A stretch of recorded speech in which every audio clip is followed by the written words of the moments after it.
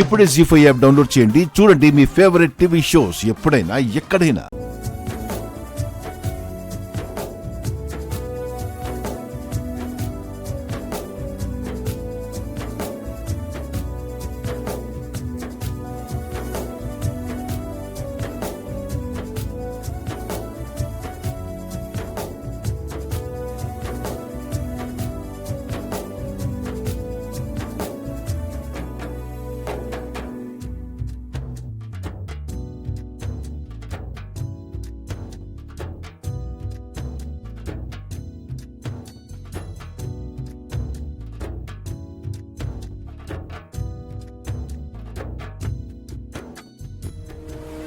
అలా ఎలా చేస్తారు? దారుణం అసలు. ఛీ, అసలు ఇలాంటి వాళ్ళు ఉంటారనుకోలేదు. ఏమైంది వీర్రాజు? ఎవరి మీద కోపడుతున్నావు? కోపం కాదమ్మా, అసహ్యం వేస్తుంది. మీ ఆయన మీద, వీళ్ళాయన మీద. వీర్రాజు, విషయం ఏంటో మాకు అర్థమయ్యేలా చెప్పు. ఇల్లు ఖాళీ చేయడానికి వెళ్ళిన వాళ్ళు మా అన్నయ్యని ఏమైనా చేశారా? మీ అన్నయ్య ఒంటి మీదున్న చొక్కాను కూడా తాకలేరు. వాళ్ళేం చేస్తారు? మన మొగుళ్ళు జనాలు చూడ్డానికి మగాళ్ళు అంతే. చాలా బాగా చెప్పావు తిరుపతి. పతే దయ్యం అనేసి గుళ్ళకెళ్ళి బాగుండాలని మొక్కుకునే వాళ్ళని చూశాను. కానీ మీరిక్కడే ఉండి ఎందుకు పనికిరాని వాళ్ళని చేశారు.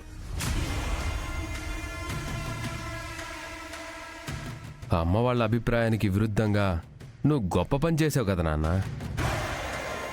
ఏంటి మీరు చేసింది? దౌర్జన్యంగా వాళ్ళ ఇల్లు లాగేసుకోవడమా?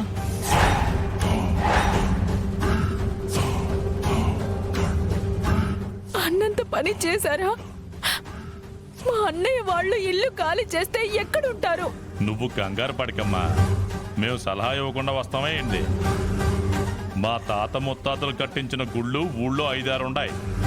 మీ అన్నయ్య వాళ్ళు భక్తులు కాబట్టి తలదాచుకోవచ్చని చెప్పాను. నాన్న, మా తాత వాళ్ళు కట్టించింది అయితే అక్కడ కూడా ఉండకూడదు కదా. నోరు ముయిరా. పోలీస్ అంటే రక్షక భటుడు అంటారు. నువ్వు రక్షక భటుడివి కాదురా, రాక్షస భటుడివి. మీ నాన్న లాంటి రాక్షసుడి వెనకాల వెళ్ళి రాక్షస భటుళ్లా వాళ్ళకి అన్యాయం చేసొచ్చావు. అసలు మీరెలా దౌర్జన్యం చేస్తారో నాకు అర్థం కాదు. ఆస్తి ఏమైనా మీకు రాసిచ్చాడా? లేదు కదా. గంగనే సంతకం పెట్టి ఈ ఇల్లు మీది అన్న తర్వాత మళ్ళీ ఎలా ఇచ్చాడనే చట్టమైన ప్రశ్నలు వేస్తావేంటి వీర్రాజు?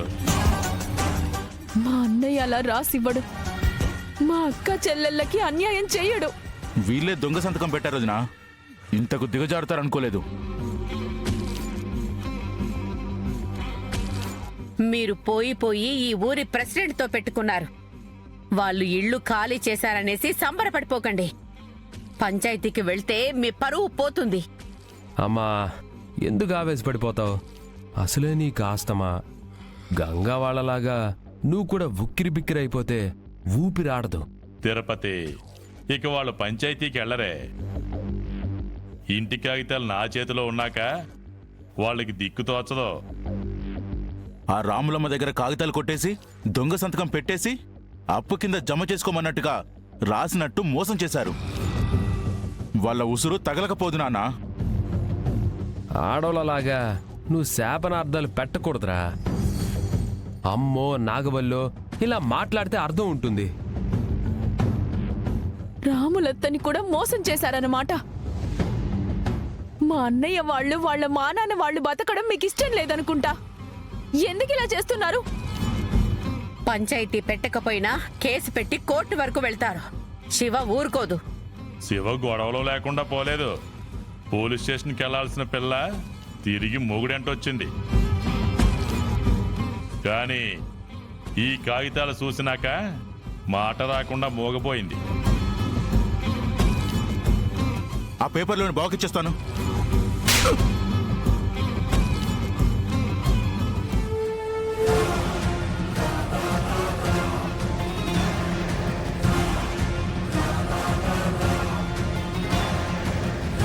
గంగే కిసుక్కుమనకుండా ఉండిపోతే నువ్వేంద్రా పేటరేగిపోతుండావు? మా అన్నయ్య ఊరికే ఉన్నాడు అంటే చేతకాక కాదు. మీ చేత ఊడిగం చేయించడానికి సిద్ధమవుతాడు. యుద్ధమే మొదలు పెడతాడు.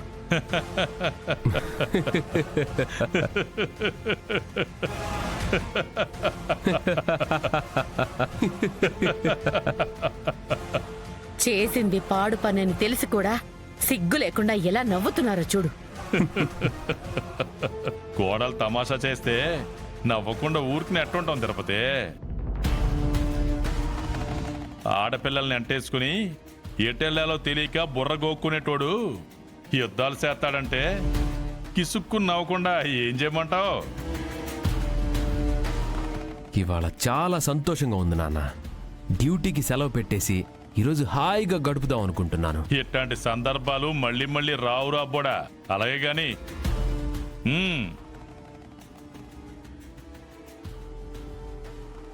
పోతారు, నాశనం అయిపోతారు. చూస్తూ ఉండండి.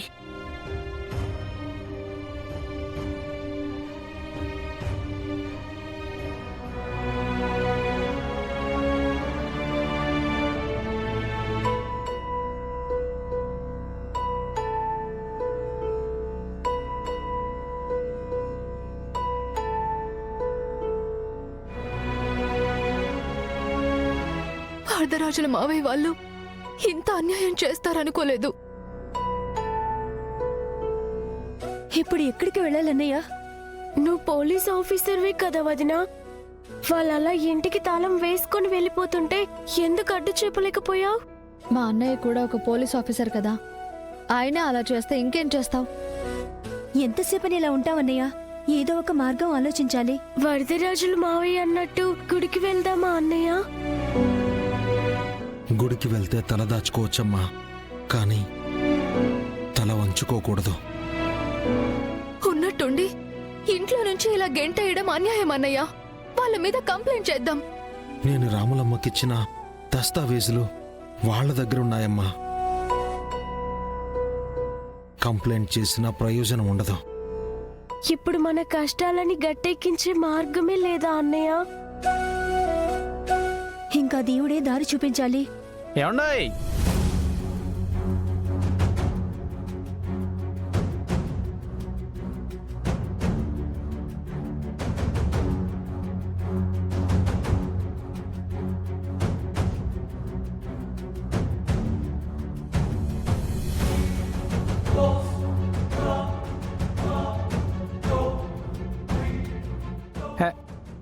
ఏంటండి ఉగాది పండుగ రాకముందే ఇల్లంతా శుభ్రం చేసుకుంటున్నారా? ఇంటికి పెయింటింగ్ వేస్తున్నట్టున్నారు. ఏది ఏమైనా గంగాధరం గారి థాట్ ప్రాసెస్సే వేరండి. ఏంటి అందరూ అంత సీరియస్గా ఉన్నారు? ఏదైనా ప్రాబ్లమా? అసలు నువ్వు ఎందుకు వస్తావో, నీ టైమింగ్ ఏంటో, అసలు మా టైమే బాగోలేదో తెలియకుండా వస్తావు. ఏమైందండి?